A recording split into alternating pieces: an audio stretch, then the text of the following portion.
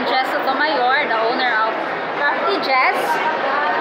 Ang akong products kay mga cake toppers, puti stickers, maka-customize po to ka ng cake toppers for birthdays, weddings, and other special occasions.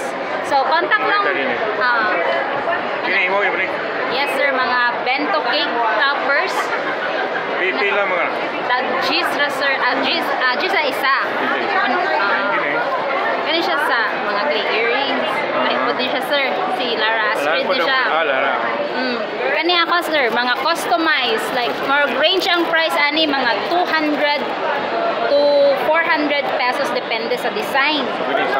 Napot mi customized vector art tote bags, like personalized siya, among i-drawing inyong any design and i-print na mo sa bags.